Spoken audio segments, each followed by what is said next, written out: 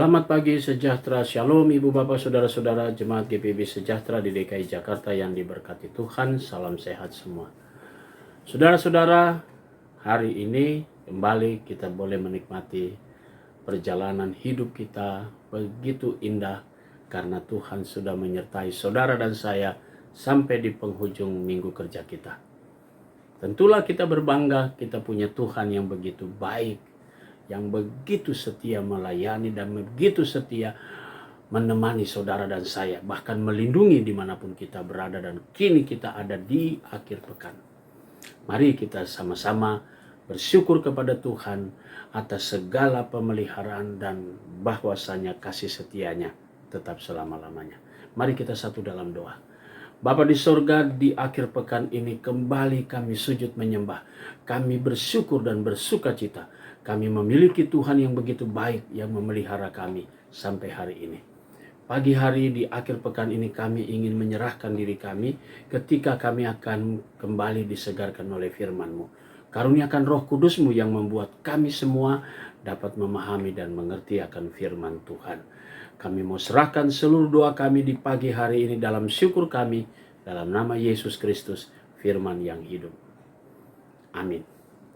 Saudara-saudara, di akhir pekan ini pembacaan kita dari kitab Kisah Para Rasul, pasalnya yang ke-18, ayat 18 sampai dengan 23, dan penekanannya pada ayatnya yang ke-19 berkata demikian.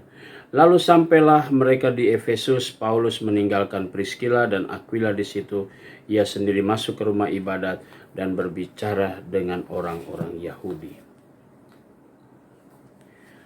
Demikian firman Tuhan. Judul yang menjadi renungan kita pagi hari ini berkata, gereja yang berkualitas. Saudara-saudara, Paulus adalah salah satu dari sekian banyak orang yang dipercayakan Tuhan Yesus dalam bersaksi. Kelebihan Rasul Paulus bukan saja bersaksi dalam bentuk kata-kata, tetapi semua yang dia ucapkan dia rangkum dalam sebuah tulisan. Dan tulisan itu ada di dalam salah satu muridnya, yaitu Lukas, yang menulis kisah perjalanan Rasul Paulus. Sepanjang perjalanan dimanapun dia berada dalam pembacaan kita hari ini, Lukas mencatat semua. Dan juga kita bisa lihat apa yang dilakukan oleh Paulus setelah dia berjumpa dengan Yesus. Dia dipakai oleh Tuhan memberitakan firman Tuhan, bahkan menulis semua karyanya dalam surat-suratnya. Setiap kali jemaat yang pernah dilayani dan ketika dia pergi, dia menulis. Itu menggambarkan gereja yang berkualitas. Nah, saudara-saudara, sejarah gereja telah membuktikan bagaimana gereja yang berkualitas itu selalu menghadirkan bukan soal bagaimana jumlah dan sebagainya, bagaimana angka demi angka, enggak, tetapi bagaimana setiap pelayan yang memiliki integritas yang tinggi dalam melayani dan tidak pernah takut di dalam menghadapi segala tantangan. Dan karena itu, bagi kita semua yang sebentar lagi dalam proses pemilihan diaken penatua, gereja kita, jemaat sejahtera adalah jemaat yang berkualitas. Karena itu kita diajak untuk juga mengikuti setiap aturan-aturan dan tata laksana pemilihan dengan begitu baik. Dan kita juga menyadari apa yang harus kita lakukan sebagai jemaat. Dan kemudian kita memilih orang-orang yang benar-benar punya tanggung jawab dalam menerima pelayanan ketika Tuhan memilih. Semua itu ada di tangan saudara-saudara warga jemaat GPIB Sejahtera, dan kita memohon kepada Tuhan supaya Tuhan mendatangkan pelayan-pelayannya. Tuhan Yesus pasti memampukan saudara. Amin. Mari kita satu di dalam doa. Bapa di sorga, kembali kami datang kepadamu mengucap syukur dan terima kasih. Pagi hari ini kami mau berdoa untuk jemaat Tuhan yang merayakan ulang tahun kelahiran. Kami berdoa untuk jemaat-Mu,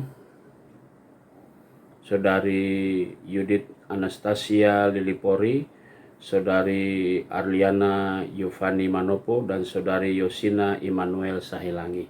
Tuhan Yesus memberkati sukacita saudara-saudara kami, di mana mereka boleh bersyukur atas pertambahan usia mereka.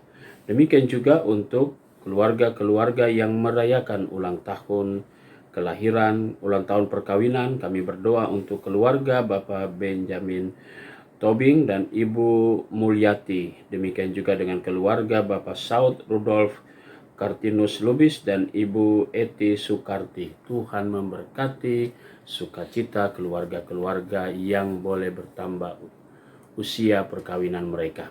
Kami juga mau berdoa ya Bapa di surga di pagi hari ini untuk seluruh warga jemaat GPIB Sejahtera di DKI Jakarta, tiap keluarga, tiap pribadi.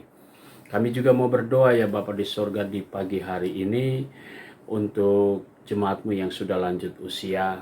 Tuhan jaga mereka dengan kasih sayang-Mu, para ibu janda, duda, dan anak-anak yatim piatu. Kami berdoa juga untuk pegawai kantor gereja, koster, keamanan, Satgas COVID-19, Tuhan Yesus berkati semuanya. Kami berdoa juga untuk presbiter dari sektor 1 sampai 5. Kami berdoa untuk unit-unit misioner. Kami berdoa untuk badan pemeriksa perbendaharaan jemaat. Kami berdoa untuk seluruh pegawai kantor gereja di dalam menjalankan tugas-tugas pelayanan. Tak lupa juga kami berdoa untuk panitia pemilihan diakan penatua masa bakti 2022-2027 di Jemaat GPIB Sejahtera. Diberkatilah kami sebagai panitia untuk bekerja dengan baik, dan kami memulai semuanya dengan baik pula. Kami tetap mengandalkan Tuhan dalam segala hal. Kami juga mau berdoa untuk bangsa dan negara kami. Tuhan berkati pemimpin dan pemerintah kami, mulai dari pusat sampai ke daerah. Tuhan berkati aparat-aparat militer, baik TNI maupun juga kepolisian.